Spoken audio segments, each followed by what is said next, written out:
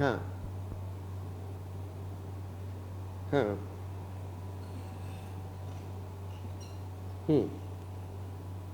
Nice. No, whatever the system is, whatever it is, but she is just, because she has not been able to discuss this, so she is getting a little worried. ठीक, that's excellent. Aj. Excellent. Thank you. Thank you very much. Bye.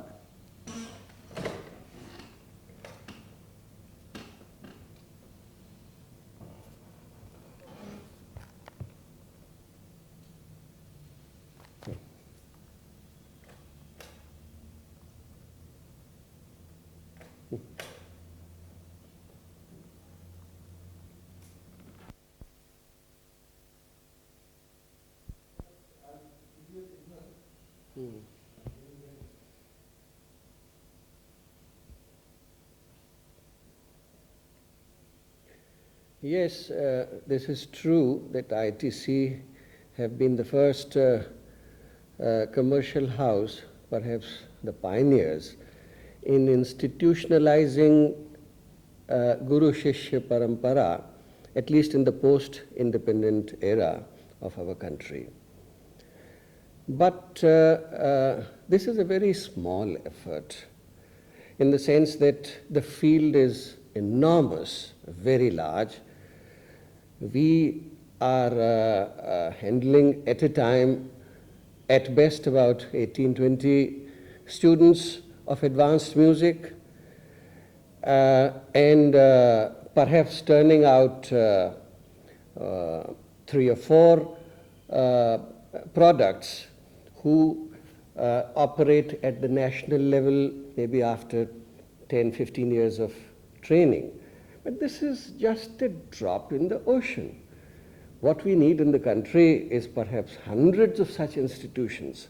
We have taken the responsibility to look after vocal music in the classical music sphere. Other patrons could emerge.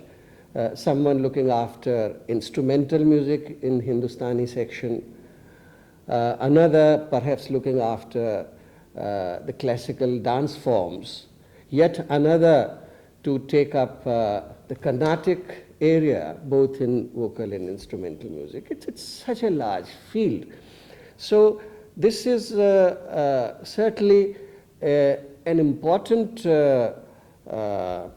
institution in the sense that we have taken over the responsibility, we have given the lead, we have given the results also for the entire community to see that this is the only way, this is perhaps the best way to impart training according to traditional concepts, traditional discipline. But the activity has to be increased. There has to be many more institutions like this. Then only it will make a substantial, a real contribution, a real change in the field, which is very much needed, very much desired today. But nevertheless, this has been a very vital and important contribution on the part of ITC. And I would like to take another angle to it also. I always maintain that patronage is something which can be benevolent or selfish. Selfish patronage is that kind of patronage which seeks instant mileage, instant returns. Well, corporate section has come into this field in a big way, but my own feeling is that in most of the cases, it's a question of corporate sector deriving immediate mileage either for their sales promotion or for their public relations concepts, in which case this becomes a kind of a commercial activity, this kind of patronage.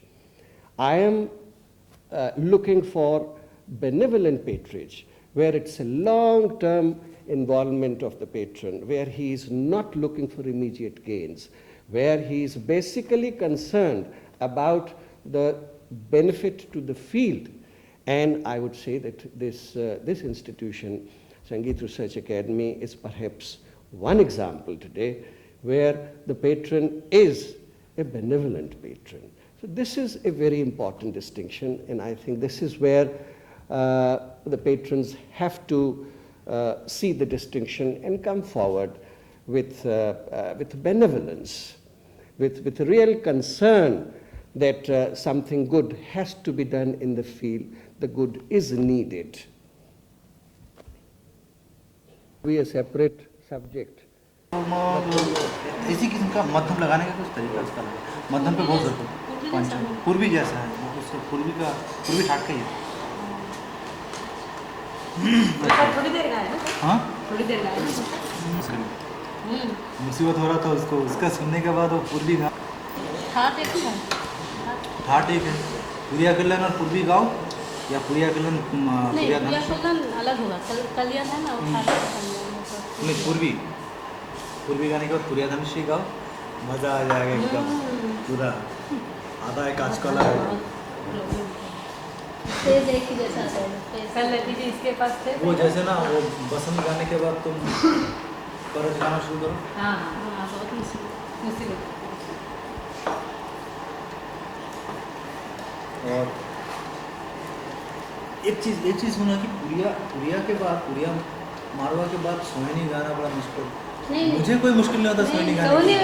सोहनी मारवा बिल्कुल अलग है। अलग है। सोहनी तो बिल्कुल ही है। क्या देखिए पुरिया के बाद सोहनी बहुत अलग, लेकिन थोड़ा सा होता है, लेकिन सोहनी तो बिल्कुल ही अलग है। उसको तो वो उत्तरंग का राग है। पुरिया मारवा भी बिल्कुल अलग है। अलग है एकदम, वजन अलग अलग जगह मिलता है।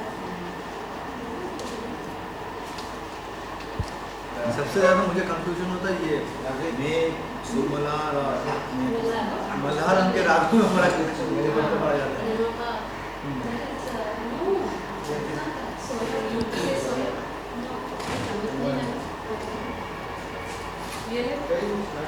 ऐसे पानी डाल के कभी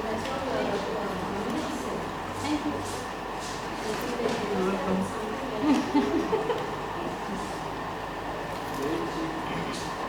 तुमको शुक्ल भी लगा मालूम है?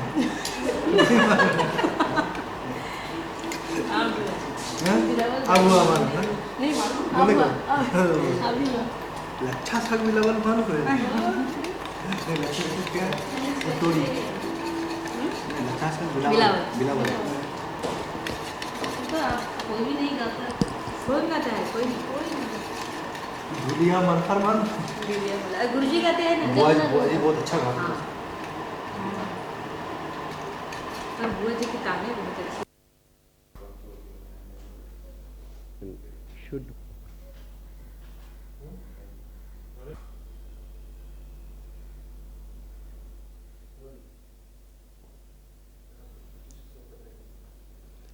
I'm often asked, how did ITC get interested in classical music? Well, ITC is a company which has a very strong sense of social responsibility. It so happens that since 1971, ITC have been conducting a major music festival in India, which used to be in aid of the Prime Minister's Relief Fund.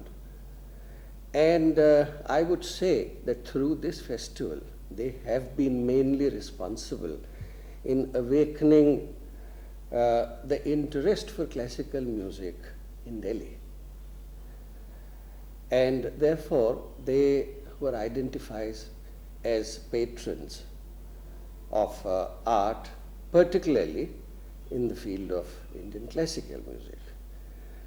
Well, this institution was created in 1977, started functioning in 1978. Mr. Haksar, Mr. Ajit Narayan Haksar, who was the chairman of ITC then, was a indeed a visionary. He could see that this field needed some national service, and he picked up this field. And so this institution was created. I was asked to plan the project and also run it.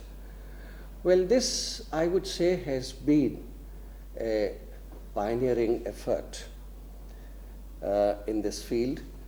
I wouldn't say that this was the first attempt to establish an institution based on guru-shishya parampara, or to institutionalize the guru-shishya parampara concept. There have been examples of such institutions in the past as well. Gandhar Mahavidyalaya was established at Lahore in 1910 and did produce some of the greatest musicians that we had in the last generation. Narayan Rao Vyas, Patvardhanji, Thakur Omkar Nathji, and some others.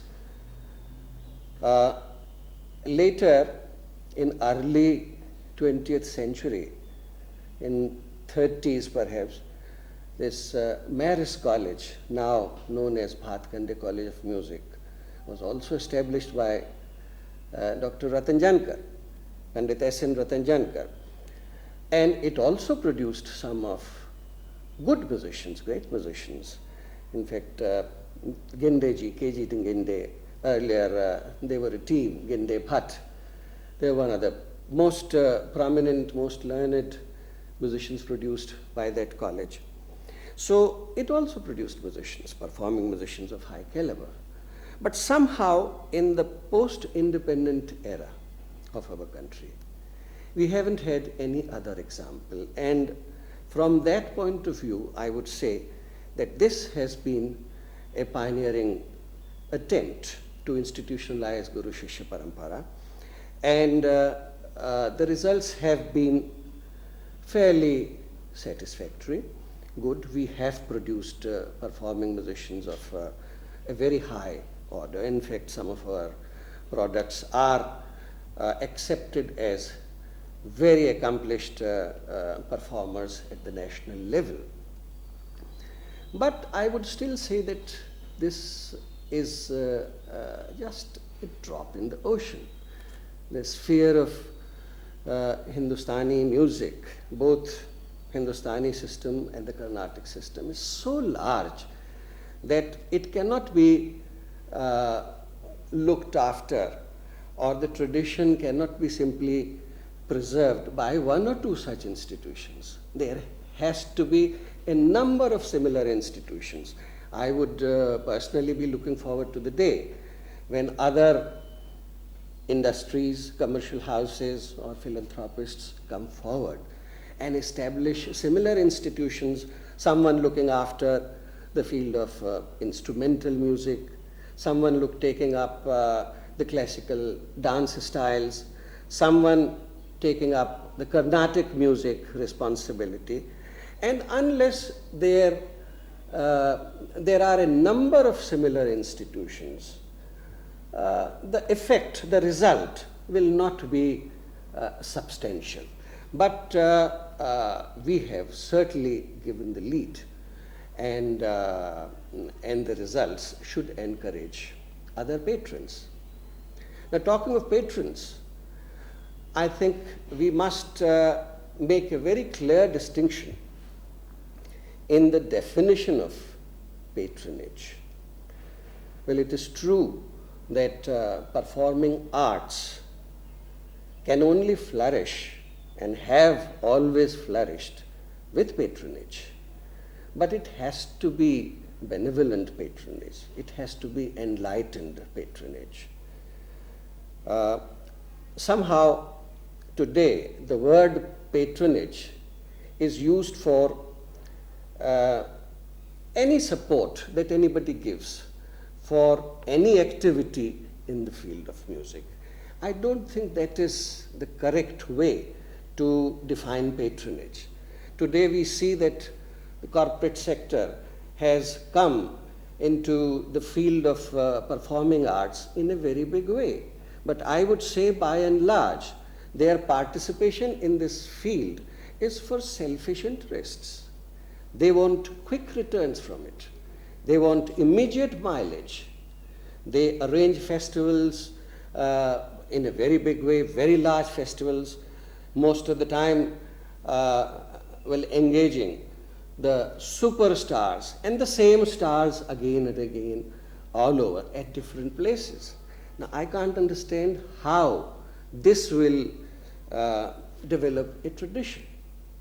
But through this, they want large gatherings, and through large gatherings, they want immediate returns through sales promotion or even through public relations.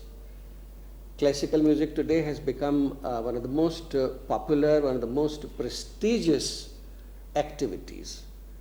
The elite of society participates in it. Politicians participate in it. So it has become a sort of a prestige issue. It has become a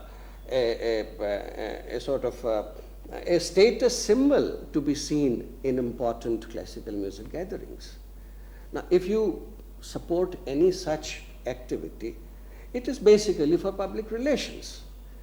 So, I would say that the example of Sangeet Research Academy is unique in the sense that it is perhaps one example where the patron is not looking for immediate mileage. Patron is genuinely interested in the promotion and the development of the art, of the tradition.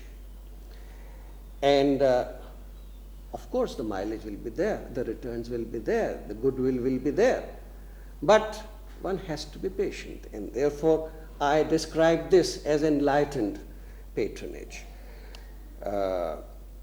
And I have no doubt that some years later, I mean, we have already been functioning for 15 years, but I think after another 15 years, society will accept the contribution of this institution.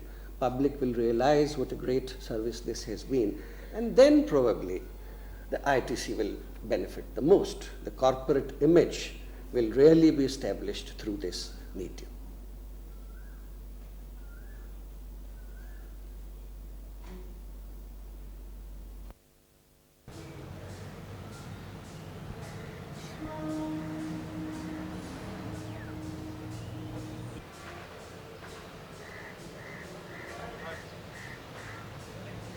मुझसे अक्सर पूछा जाता है कि गुरु शिष्य परंपरा क्या है और इसका आजकल के वातावरण में, आजकल के एनवायरनमेंट में क्या महत्व है, क्या सिग्निफिकेंस है और क्यों संगीत शिक्षा में इस ट्रेडिशन को कायम रखना ज़रूरी समझा जाता है।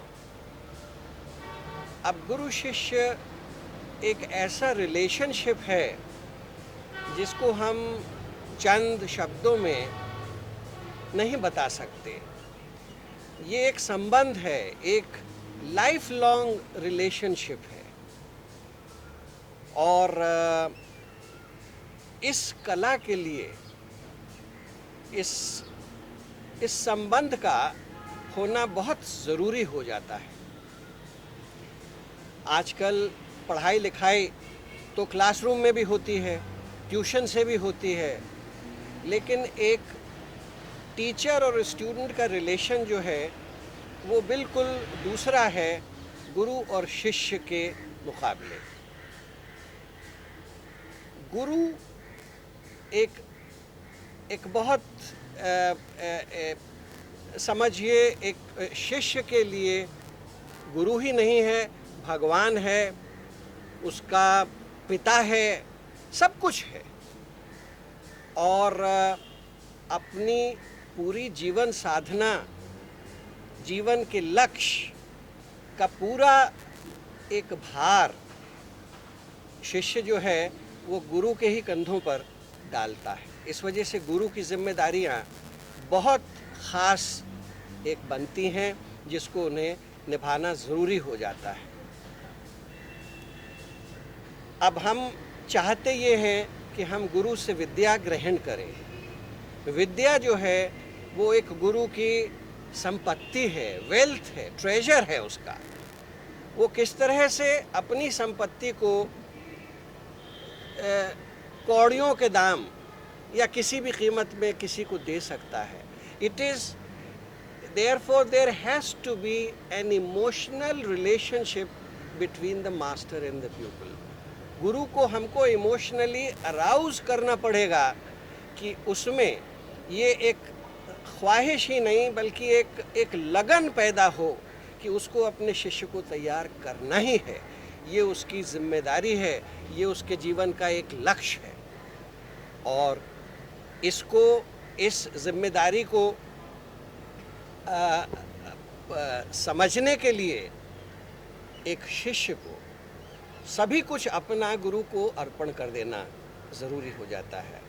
गुरु उससे सिर्फ पैसा नहीं चाहता, पैसा बल्कि बिल्कुल ही नहीं चाहता, विद्या तो दान दी जाती है, लेकिन उसकी लॉयल्टी, उसकी सर्विस, यही जो है, यही एक चीज़ें हैं जिससे गुरु को एक श्रद्धा पैदा होती है और उसको एक भरोसा होता है कि हाँ,